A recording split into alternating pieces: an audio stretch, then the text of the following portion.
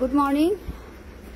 আজকে একটা ছোট বাচ্চার জন্মদিন, তো সেই উপলক্ষে ওর মা বাবা আমার বাচ্চাদের জন্য কিছু জিনিস পাঠিয়েছে, একটু দেখিয়ে দিই।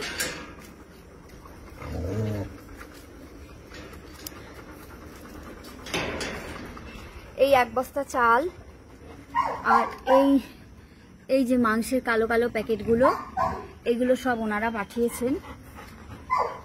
যেমন আমি রোজ 7 কেজি মাংস আনি, সেটা কিন্তু আমি এনেছি। কেউ দিলে ওরা একটু এক্সট্রা খেতে পায়। আমি 7 কেজি সবসময়ই আনি, কিন্তু তার সঙ্গে যদি কেউ কিছু দেয় তাহলে সেটা ওরা একটু এক্সট্রা খেতে পায়, এই আর কি। তো থ্যাংক ইউ সো মাচ, আর হ্যাপি বার্থডে। বাচ্চাটার নামটা তো বলেনি, এইটা কালকে পাঠিয়েছে, আমি দেখিয়েছি। হেয়ার ড্রায়ার ওদের জন্য, এই সব দই দুধ এগুলো তো রোজই আসে ওদের জন্য। এবারে লালটু,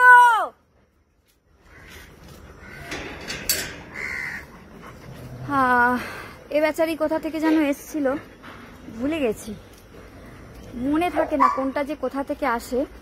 আমাদের জয়ী সুন্দরী কোথায়? জয়ী সুন্দরী আজকাল ঠিকমতো খাওয়া দাওয়া করছে না, এই জন্য ওকে নিয়ে খুব টেনশনে আছি। আসলে ওর নাক নেই, নাক নেই বলে মানে আমাদের টেস্ট কি করে পাই, নাক জিভ সব দিয়ে। এবার ওর নাক নেই বলে বোধহয় ওর টেস্টটা সেভাবে পাই না, যে কারণে ও ঠিক মতো খাওয়া দাওয়া, মানে শুধু দুধ খেয়ে কি একটা আস্ত প্রাণ, জানি না কি হবে। যাই হোক, 2 লিটার করে আবার দুধ আনা শুরু করেছি, কারণ ভাতটা একেবারেই খাচ্ছে না, সেই জন্য 2 লিটার দুধ আনছি। 2 লিটার যে ও একা খায় তা না, ও খায় না পুরোটা। তখন এই বাচ্চা ওই বাচ্চা ওরাই খায়, এভাবেই চলছে, কিছু করার নেই। আর একটা ভালো খবর যেটা, সেটা হচ্ছে এই বাচ্চাটা যে রাত্রি 12:30টায় এসছিল আমার কাছে, ও কিন্তু এখন হাঁটছে।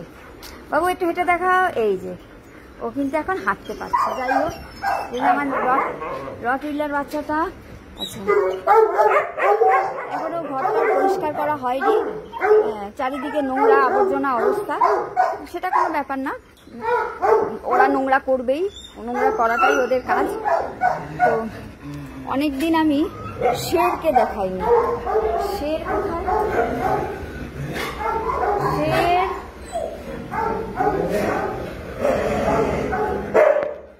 কোথায় গিয়ে বসেছিস রে ভাই? খুঁজেই তো পাচ্ছি না। কালীচরণ, শের কোথায় বলতো? শের কোথায়?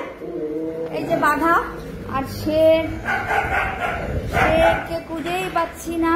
ফ্রিজের পেছনে? হ্যাঁ, শের ফ্রিজের পেছনে। শেরের পায়ের ঘা কিন্তু প্রায় কমে গেছে। শের এখানে। আচ্ছা, এবার দেখি। আরে ভগবান! আর অ্যাসিড অ্যাটাক বাচ্চাটা, ওর গাটাও কিন্তু অনেকটা ছোট হয়ে এসেছে, এই যে অনেকখানি ছোট হয়ে গিয়েছে। বাকি পরে আবার ভিডিও করছি।